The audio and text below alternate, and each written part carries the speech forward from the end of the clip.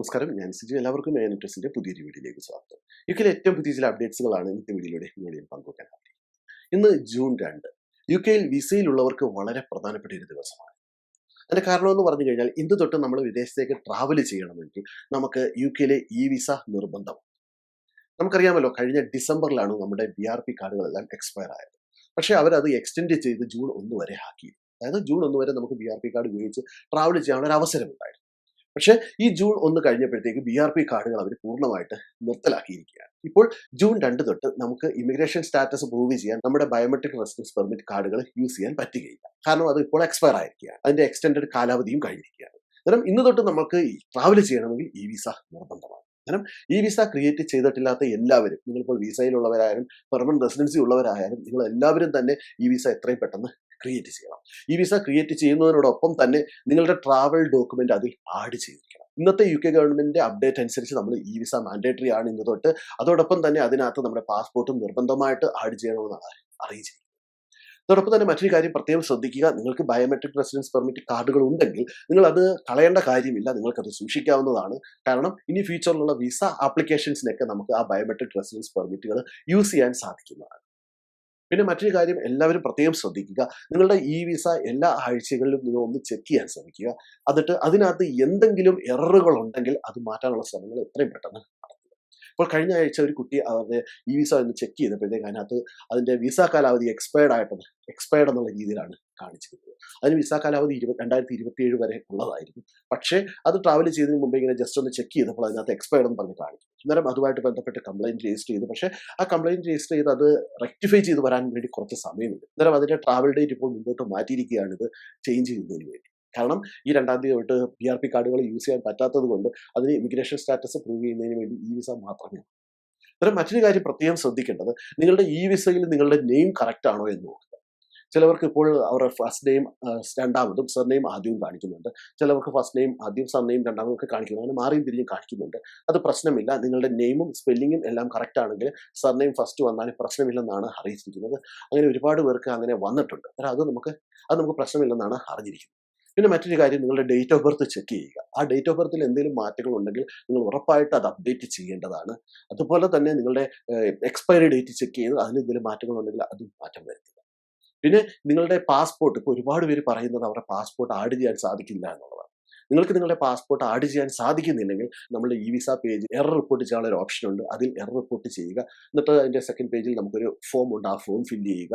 അതോടൊപ്പം തന്നെ നമ്മുടെ പാസ്പോർട്ട് നമ്മൾ ഹോം ഓഫീസിലോട്ട് അയച്ചു കൊടുത്തു കഴിഞ്ഞാൽ അവർ നമ്മുടെ പാസ്പോർട്ട് അതിനകത്ത് ആഡ് ചെയ്യുകയും അതിനകത്ത് എന്തെങ്കിലും നെയിം ഡിഫറൻസുകളൊക്കെ ഉണ്ടെങ്കിൽ അതെല്ലാം മാറ്റുകയും ചെയ്തു തരുന്നതാണ്. പക്ഷേ ഇതിന് എത്ര സമയം എടുക്കുമെന്ന് അവർ പറയുന്നില്ല.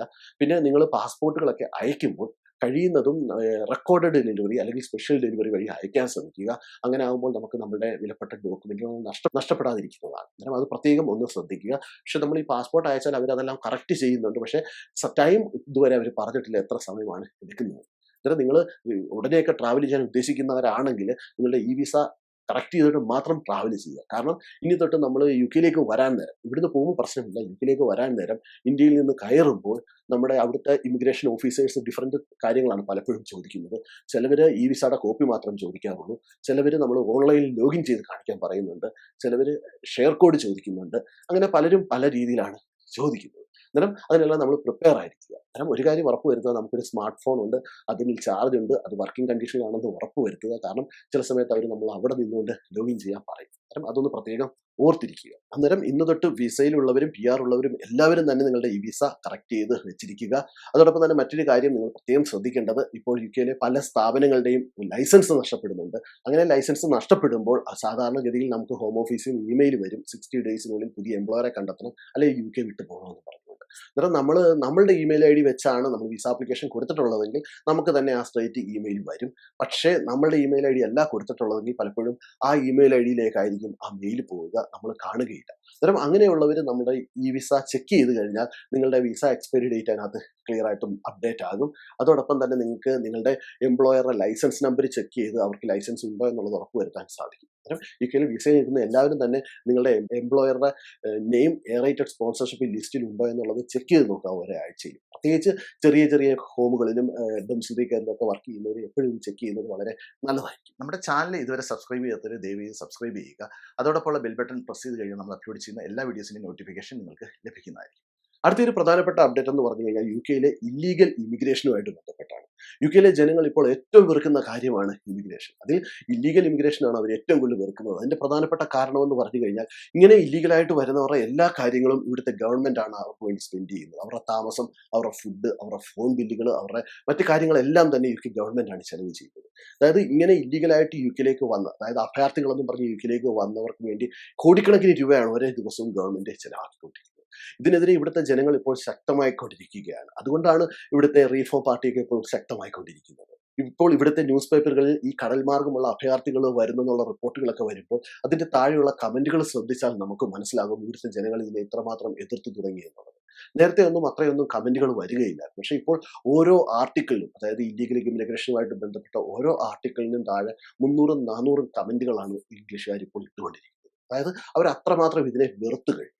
പല സ്ഥലങ്ങളിലും ഇപ്പോൾ എല്ലാ ദിവസവും സമരങ്ങളും ഒക്കെ തുടങ്ങിക്കഴിഞ്ഞിരിക്കുകയാണ്. അന്നേരം ഇങ്ങനെ ഇല്ലീഗലായിട്ട് വരുന്നവർ, കഴിഞ്ഞ ദിവസം വന്നത് ഏകദേശം 1200 പേരാണ് കഴിഞ്ഞ ഒറ്റ ദിവസം യുകെയിലേക്ക് ഇല്ലീഗലായിട്ട് വന്നതെന്നാണ് പറയുന്നത്. അന്നേരം ഇങ്ങനെ ഇല്ലീഗലായിട്ട് യുകെയിലേക്ക് വരുന്നവരെ കൊണ്ട് ഇവിടെ വളരെ ബുദ്ധിമുട്ടാണ് സാധാരണക്കാരെ അനുഭവിച്ചുകൊണ്ടിരിക്കുന്നത്. ഇപ്പോൾ ലേബർ ഗവൺമെന്റ് അധികാരത്തിൽ വന്നപ്പോൾ അവർ പറഞ്ഞിരുന്നത് പറഞ്ഞാൽ ഇല്ലീഗൽ ഇമിഗ്രേഷൻ പൂർണ്ണമായിട്ട് നിർത്തലാക്കും. അങ്ങനെ യുകെയിലേക്ക് ആൾക്കാരെ കൊണ്ടിരുന്ന ഗ്യാങ്ങുകൾ, നമുക്കറിയാമല്ലോ യുകെയിലേക്ക് ഇങ്ങനെ ആൾക്കാർ അഭയാർത്ഥികളായിട്ട് വരുന്നവർ 10-20 ലക്ഷം രൂപ ഈ ഗ്യാങ്ങുകൾക്ക് കൊടുത്തുകൊണ്ടാണ് യുകെയിലേക്ക് വരുന്നത്. ഇങ്ങനെ ഈ വരുന്നവരെ സഹായിക്കുന്ന ഗ്യാങ്ങുകളെ തകർക്കുമെന്നാണ് ലേബർ ഗവൺമെന്റ് ആദ്യം പറഞ്ഞത്. പക്ഷെ ഇതുവരെ ഒന്നും സംഭവിച്ചില്ല. മറ്റൊരു കാര്യം ശ്രദ്ധിച്ചാൽ മനസ്സിലാവും. ഇപ്പോൾ ഫ്രാൻസിലൊക്കെ അഭയാർത്ഥികളായിട്ടൊക്കെ വന്നു കഴിഞ്ഞാൽ അവരെയൊക്കെ അവർ താമസിപ്പിക്കുന്നത് സാധാ ടെന്റുകളിലാണ്. പക്ഷെ യുകെയിൽ വന്നു കഴിഞ്ഞാൽ ഇവർക്ക് 5 സ്റ്റാർ വലിയ വലിയ ഹോട്ടൽ ഫെസിലിറ്റികളിലൊക്കെയാണ് ഇവർ താമസിക്കുന്നത്. അത്ര സൗകര്യമാണ് യുകെ ഗവൺമെന്റ് ഇവർക്ക് വേണ്ടി ചെയ്യുന്നത്. അതുകൊണ്ട് തന്നെ യുകെ ഗവൺമെന്റ് ഒരുപാട് പൈസ ഈ രീതിയിൽ നഷ്ടപ്പെട്ടുകൊണ്ടിരിക്കും.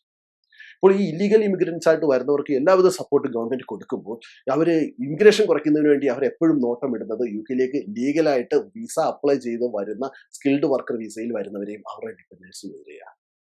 ഇപ്പോൾ തന്നെ എന്തെല്ലാം നിയമങ്ങളാണ് ഇവിടുത്തെ ഗവൺമെന്റ് കൊണ്ടുവന്നിരിക്കുന്നത്. അതെല്ലാം തന്നെ ടാർഗറ്റ് ചെയ്യുന്നത് സ്കിൽഡ് വർക്കർ വിസയിൽ വന്നവരെയാണ്. അപ്പോൾ സ്കിൽഡ് വർക്കർ വിസയിൽ നിയമപരമായിട്ട് യുകെയിലേക്ക് വരുന്നവർക്ക് പ്രശ്നങ്ങളെല്ലാം സൃഷ്ടിക്കുകയും ചെയ്യും. പക്ഷേ ഇല്ലീഗലായിട്ട് അഭയാർത്ഥികളായിട്ട് യുകെയിലേക്ക് വരുന്നവരെ കൈനീട്ടി സ്വാഗതം ചെയ്യുന്ന ഒരു നയമാണ് ഇപ്പോൾ ലേബർ ഗവൺമെന്റ് കാണിച്ചത്. അതുകൊണ്ട് തന്നെ ലേബറിന്റെ സപ്പോർട്ട് ഓരോ ദിവസവും യുകെയിൽ കുറഞ്ഞുകൊണ്ടുവരികയാണ്. റീഫോം പാർട്ടി ശക്തി പ്രാപിച്ചുകൊണ്ടിരിക്കുകയാണ്. അന്നേരം ഇനി ഇപ്പോൾ ഇങ്ങനെ പോയി കഴിഞ്ഞാൽ അടുത്ത ഭരണം റീഫോം പാർട്ടി ആയിരിക്കും അധികാരത്തിൽ വരുന്നത്.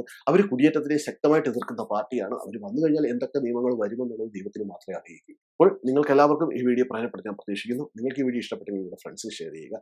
അതോടൊപ്പം തന്നെ നിങ്ങളുടെ അഭിപ്രായങ്ങളും നിർദ്ദേശങ്ങളും പങ്കുവെക്കുക. അപ്പോൾ മറ്റു വീഡിയോയിൽ കാണുന്നവരെ എല്ലാവർക്കും നന്ദി, നമസ്കാരം.